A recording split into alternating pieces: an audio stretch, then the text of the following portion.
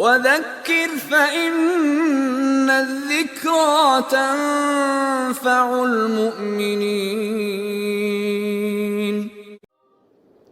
After Ahmad was released, he did what the best of people do. What did he do? He forgave all of those who harmed him, with the exception to the chief innovators, who he believed could not be given the benefit of the doubt. They were doing what they were doing consciously and upon knowledge. Everyone else was forgiven, including the ones who were lashing him. And Ahmad would recite the ayah, وَلْيَعْفُوا وَلْيَصْفَحُوا أَلَا تُحِبُّونَ أَنْ يَغْفِرَ اللَّهُ لَكُمْ. Let them pardon and let them overlook. Don't you want that Allah should forgive you? And Ahmad would say beautiful heart-warming or heart-melting words. He would say, مَاذَا يَنْفَعُكَ أن يعذب أخوك المسلم في سبيلك. How will you benefit? Ahmad would say, how will you benefit if your brother is punished because of you? How will you benefit? Pardon if your brother is punished because of you. Ahmad, however, had taken an oath in Allah's name that he would not speak to anyone from the Muslims, particularly the scholars who gave in to the innovators and testified to their beliefs. Even if it was just outwardly, of course, till the day he died, he won't speak to them. And this included his lifelong friend and travel mate, Yahya ibn Ma'in. And Yahya ibn Ma'in was 7 years older than Ahmad. Ahmad stopped talking to him. Yahya once came to visit Imam Ahmad during his illness. Yahya greeted him with salam. Ahmad didn't return his greeting. Yahya apologized to Imam Ahmad and he sought to excuse himself, and he gave justifications as per why he professed to their beliefs when they were interrogating him, and he was quoting an ayah from the Qur'an and a hadith from the Sunnah which excused people who testify to false beliefs under duress. Ahmad kept his face turned away from Yahya. He didn't even look at him. Yahya said to Ahmad, you don't want to accept any of my excuses. So Yahya walked out of the door and he just sat outside in grief. Then another person who was with them in that room, his name is Abu Bakr, he came out and he sat next to Yahya. Yahya said to Abu Bakr, what did Ahmad say after I left? What did he say to you? Abu Bakr said, Ahmad said that all of those narrations that you are quoting, they are in reference to people who were under actual duress. They were being punished. So Allah gave them the excuse when they testified to false beliefs. They were under duress. He said, but people like you, they were threatened with duress and then they succumbed to them. You were merely threatened and then you succumbed. Upon hearing this, Yahya ibn Ma'in, he said to himself, O Ahmad, instruct as you wish, do as you wish. May Allah forgive you, because by Allah, I have never seen any human being beneath the sky who has greater understanding of Allah's religion than you. Ya Allah. Some of Imam Ahmad ibn Hanbal's statement before we conclude. Imam Ahmad would say, ما قل في الدنيا كان أقل للحساب. The lesser a person's worldly possessions are, the easier the accountability will be. Another one of Imam Ahmad's beautiful statements, he would say, أنا أطلب العلم إلى أن أدخل القبر. I will continue to pursue knowledge till the day I enter my grave. And someone once said to Imam Ahmad, when they saw him carrying his ink pot and his paper, they said, Father of Abdullah, you still carry around your pens and papers despite having become the Imam of the Muslims? Like running around like a student with your pen and paper? You've become the Imam of the Muslims. He said, مع المحبرة إلى المقبرة. With the ink pot to the graveyard. With the ink pot to the graveyard. And Imam Ahmad was once asked the question, how are you this morning? Listen to this response, brothers and sisters, and take note of it. Shows you who Imam Ahmad was and how he thought and how he saw the world. How are you this morning? He said, كيف أصبح من ربه يطالبه بأداء الفرائض. How is the morning of a person who has a Lord who demands from us the obligations?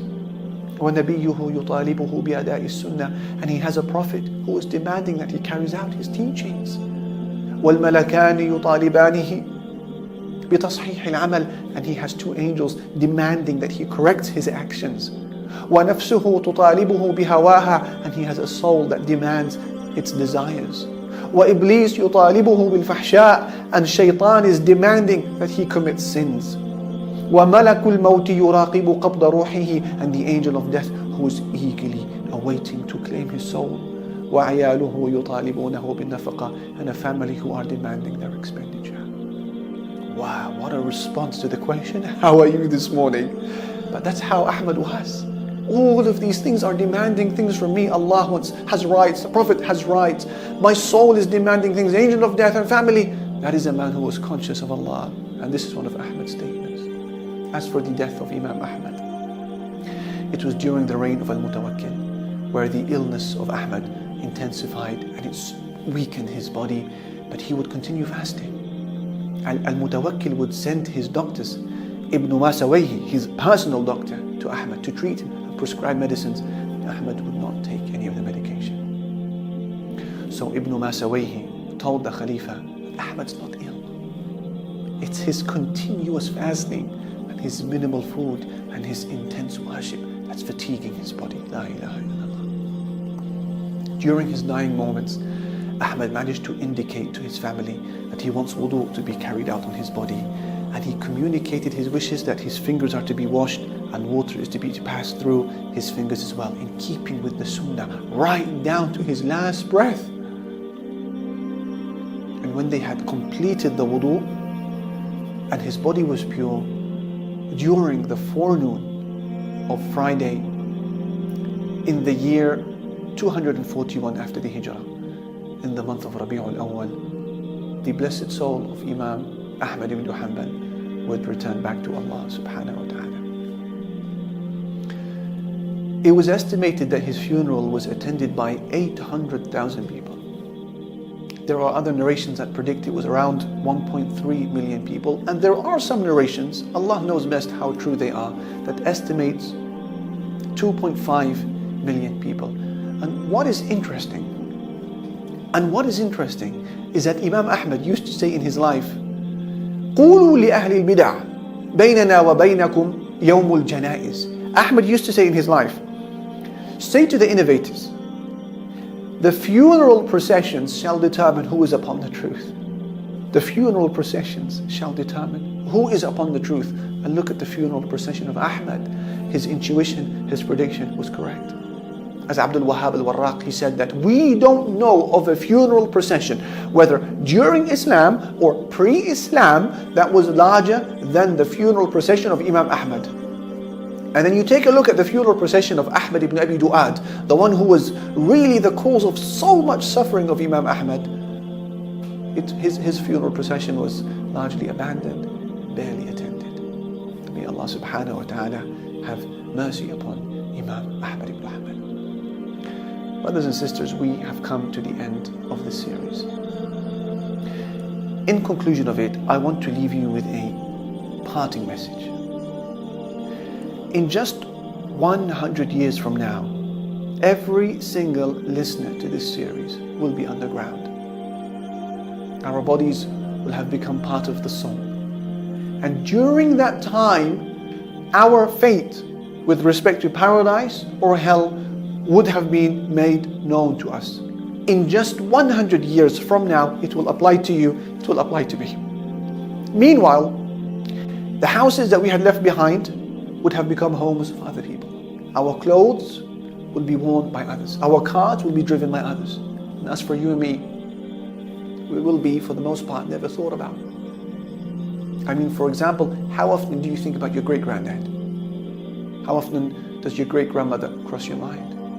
Our presence here on earth today, this presence that we make so much noise about, so much fuss about, we shed so many tears for, this presence of ours here on earth was preceded by so many generations before us and shall be followed by so many generations who will come after us. And every generation that passes through this world barely finds the time it needs to just even take a glance at this world before finding itself needing to bid it farewell and handing over the baton, having not even fulfilled even a fraction of their ambitions. our lives in reality are far shorter than what we had imagined.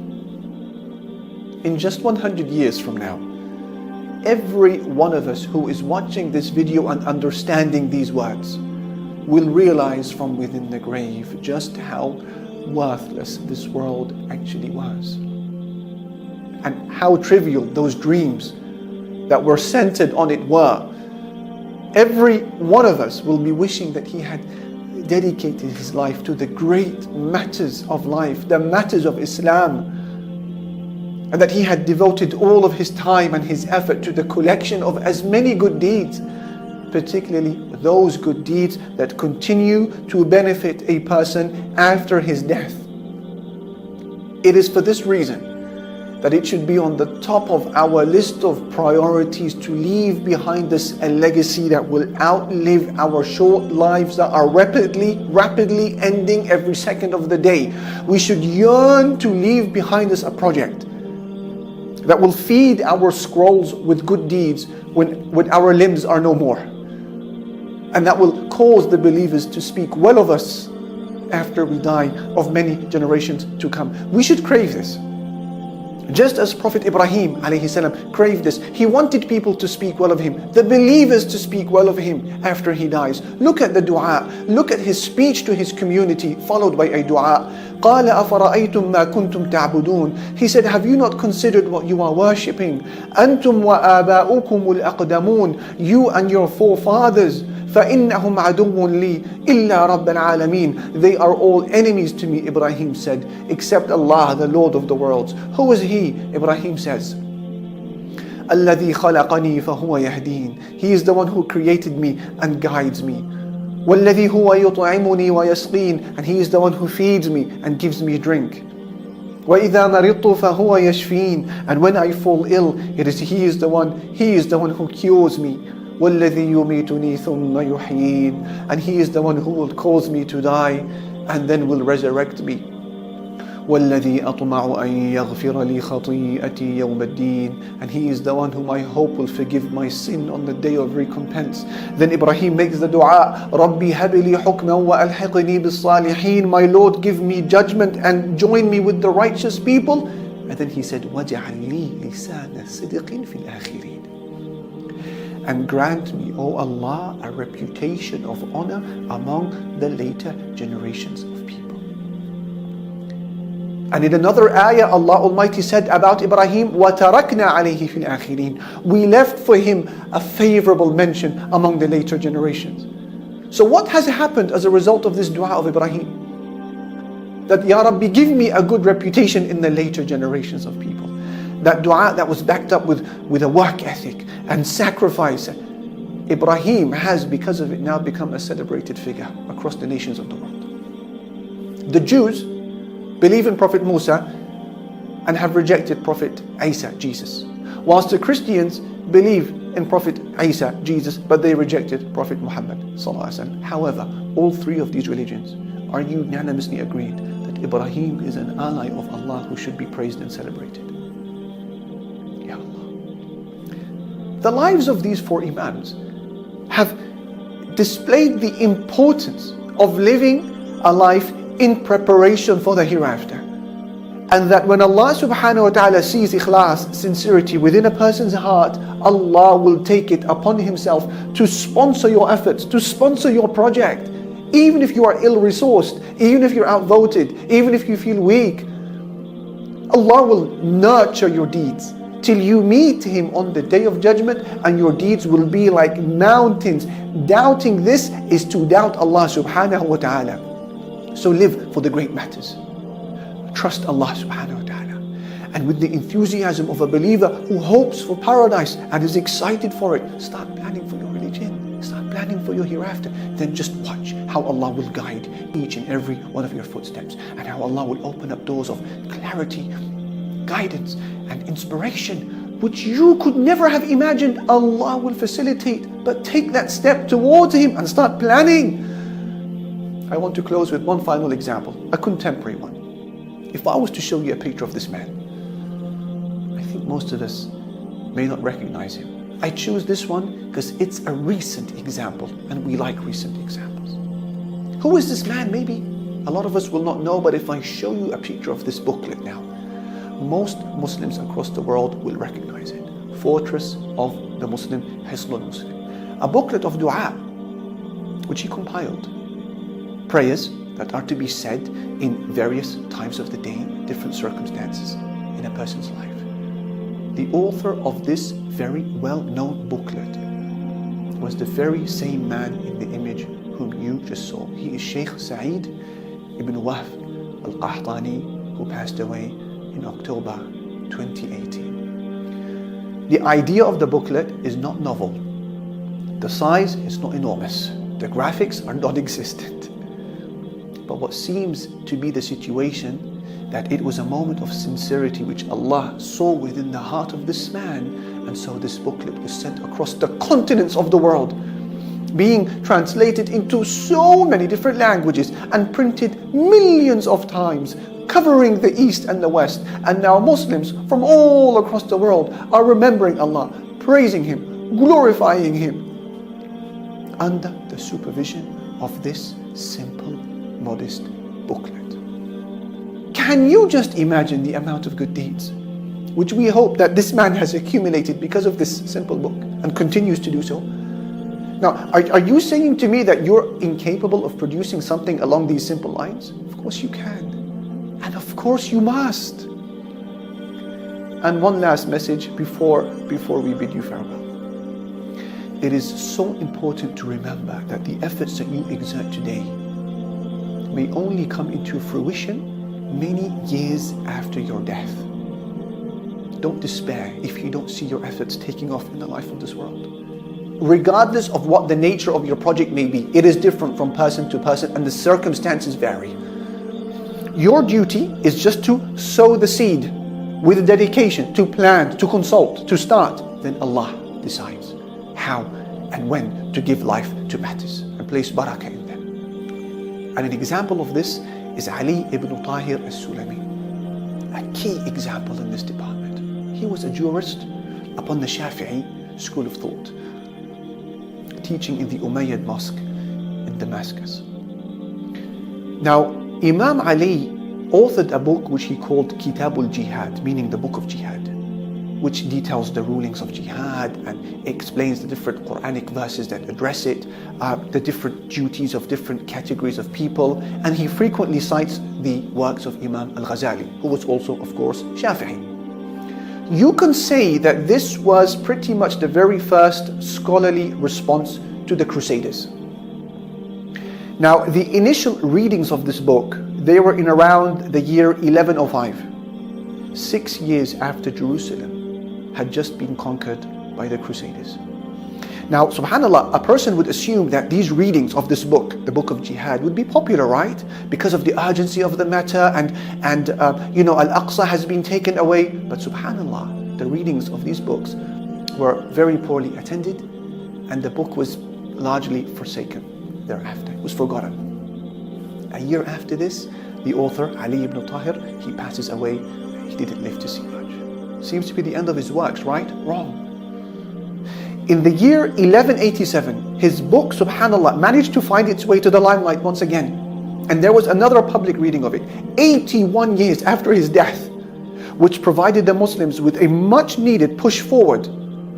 And so the Muslim armies were consolidated. They came together in a really spectacular way of gathering different diversities and ethnicities and languages. And Ali ibn Tahir's book would be publicly read again in the lead and the build-up to the famous Battle of Hittin, a battle where Jerusalem would be recaptured by the Muslims under the leadership of Salahuddin al-Ayyubi. What does that tell you? It tells you that people's talents are different and they vary, and their interests and their circumstances vary. But what is key is that a person gathers his thoughts, his ambitions, her talents, her time, his resources, and then devises a clearly defined plan as per how they shall be invested for the greatest matters of life. And that is Allah and the home of the hereafter. And when you do that, to realize that the fruits of your work may show up during your life or many years after your death.